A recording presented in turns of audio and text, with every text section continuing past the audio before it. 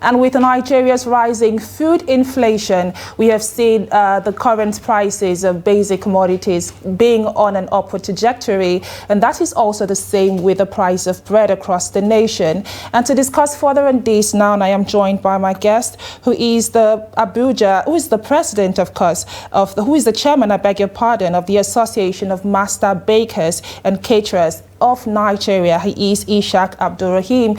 Thank you, sir, for joining us on the program this morning. Thank you for inviting me. Okay, let's start off with you giving us, the background information. I'm sure on the minds of most Nigerians, they're wondering what is the cause of the rising price of bread. How would you explain this to the average person on the street? Okay. Let me start by saying that we started having challenges when the war between Russia and Ukraine started. That was when there was a lot of shortfall in the importation of wheat. That was just the beginning of the challenge. Immediately that war started, the prices of our flour begins to go up and up. And it's becoming endless. Why? Because a bag of flour was sold at that time at about 9,100. Today, a bag of flour is 38,000 naira or 40,000 naira, depending on the brand.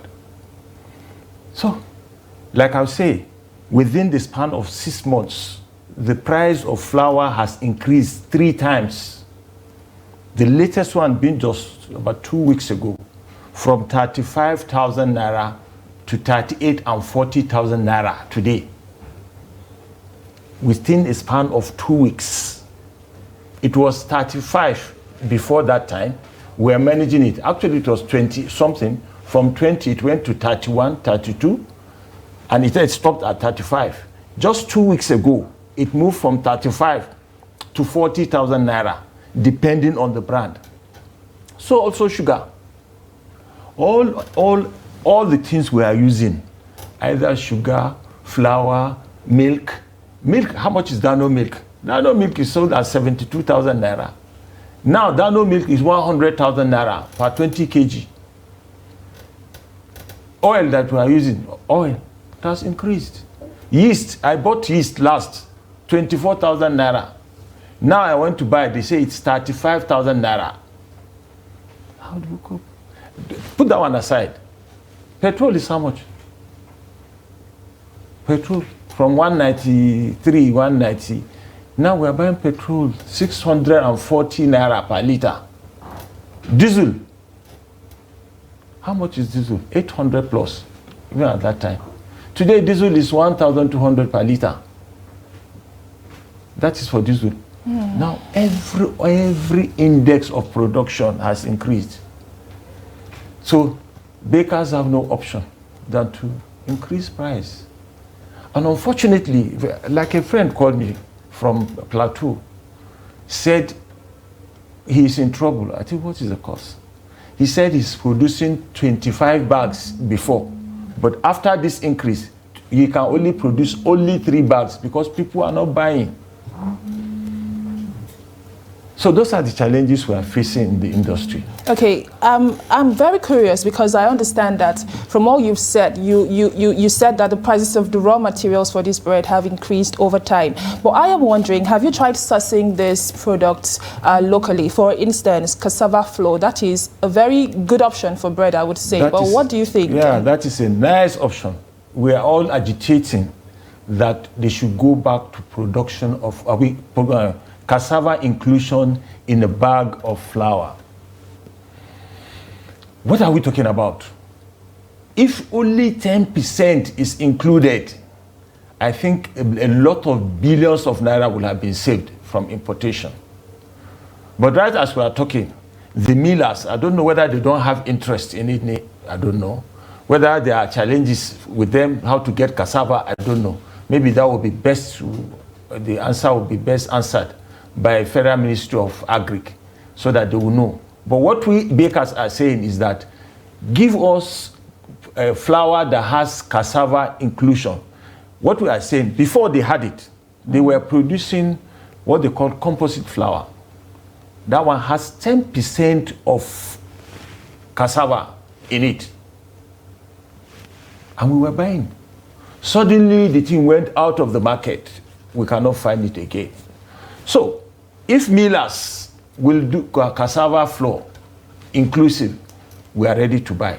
What we are not ready to do is for us to go and buy cassava flour, and then buy flour, wheat flour rather, and then say we should be mixing together. No, we don't have to do that. We don't have time for it.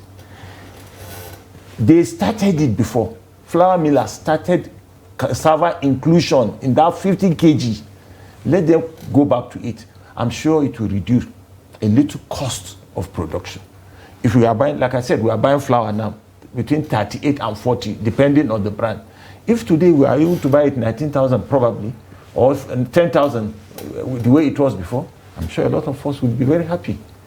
So far, have there been any form of engagements with the government? There has been, what has been the fruits of these engagements? See, there are a lot of issues to that. Federal government started empowering bakers because of this process, so that they said with the local equipments that bakers are using, it is not likely for them to get to that level of production because the proofing will not be steady. So federal government introduced a kind of loan to bakers so that they can acquire modern equipment to be able to key into the production of this flour, so that when they started inclusion fully, every baker will have been stabilized. But today, that project was done only once, and nobody's talking about it again. And I was made to understand that bakers have a lot of money reserved for them, but it is not working. The money, since they started that, I think during Jonathan, that was, no any other person has been giving anything. I don't want to talk too much because there are other politics to that. Well, has there been any probing as to why that process was halted? You know, I don't know. Maybe at the national level, our president will have done that, I don't know. But as far as I'm concerned, nothing has been done since that first initiation they did to bakers. Okay, let's talk about taxation, which I understand is one of the major impediments to the bakery and confectionery business. How much of taxation would a baker have to pay before the bread eventually gets to the final consumer? Thank you very much. I think I would take Abuja as a model because I'm in Abuja. It is very sad that even at the area council, you don't have relief. Every day, they introduce one thing or the other in order to get money out of you. And I will tell you, you will pay for, what do you call it, for instituting a factory in an area council. I'll give you an example like Amak. You pay for that. You pay for mobile advert, you pay for radio and TV, you pay for so much taxes. Some of them I don't even know. It is when they come, because every day they introduce new taxes. And at the end of the day, I don't know. The taxes are just, there are too many. It's like, I'm sorry to say, all the area councils, they don't even want businesses in their area. What they want is for them to make money, to get money out of us. And at the end of the day, I can show you today, I have over 50 members that have closed their factories today because they cannot break even. You can imagine a technical partner. Let me say, these area councils, they never do anything themselves. They give it to the area council, they call them technical partners. These technical partners have no any interest. The only interest they have is for you to bring money. They don't care. And before you know it, they carry you to court. And the court will come and say they will seal your facility. What is the reason for going to court? I'll give you another example. The former administration that we sat down, and they gave us some relief in terms of taxation so that we can be able to move around. But I'm telling you, this administration that we have in Amak are not helping us. Every day they introduce another one. FCDA came into it. Now, I will give you a typical example. Unfortunately, our time has gone, but we hope you return because this conversation, we believe, has to continue. That's right. Very insightful conversation there with the president, the chairman, I beg your pardon, of the FCT Association of Master Bakers and Caterers, Ishaq Abdul-Rahim, and he has spoken a bit on the challenges being faced by bakers and caterers in the FCT and across the nation.